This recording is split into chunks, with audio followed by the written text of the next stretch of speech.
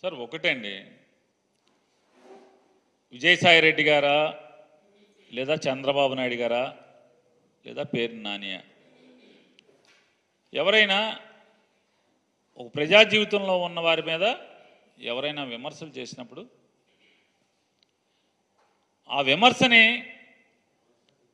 అయితే అది వ్యక్తిగత విమర్శలు కాబట్టి, ఆధారం లేని విమర్శలు కాబట్టి అయితే హుందాగా మీడియా వార్తను ప్రచురించకపోవటమా లేదా టెలికాస్ట్ చేయకుండా ఉండటమా జరుగుతుంది. లేదా ఆ రాజకీయ నాయకుడి మీద ఇవాళ ఏంటంటే మీడియా అంతా కూడా వర్టికల్గా డివైడ్ అయిపోయి ఉంది, రాజకీయ రంగులు పులుముకుని ఉంది కాబట్టి మీడియా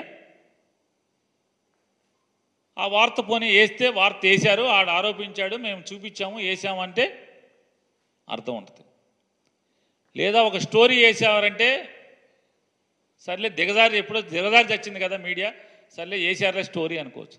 కానీ అందులో ఉన్నటువంటి సీఈఓ, ఒక ఛానల్లో సీఈఓ కూర్చుని దాన్ని ఒక డిబేట్ నిర్వహించి ఏ ఆధారాలు లేకుండా ఓహో ముసలోడు ఇంత పనోడా అంత పనోడా, ఏం భాష అది, నువ్వెవడవి కాదు, నువ్వు విలేకరివి లేదా ఒక సీఈఓవి, ఎంత హుందాగా నడపాల్సినటువంటి పరిస్థితుల్లో ఏమైనా ఆధారాలు ఉంటే మీ ఇష్టం మాట్లాడండి.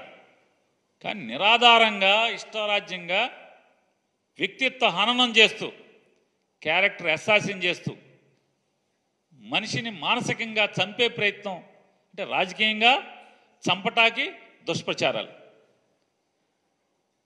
అక్కడితో ఆగకుండా ఇంకా రాజకీయ కక్షతో మనిషిని మానసికంగా కూడా పతనం చేయటం కోసం ఈ రకమైనటువంటి వ్యక్తిత్వాన్ని కించపరుస్తూ, వ్యక్తిత్వ హననం చేస్తూ ఇటువంటి వార్తల్ని డిబేట్గా పెడతాం.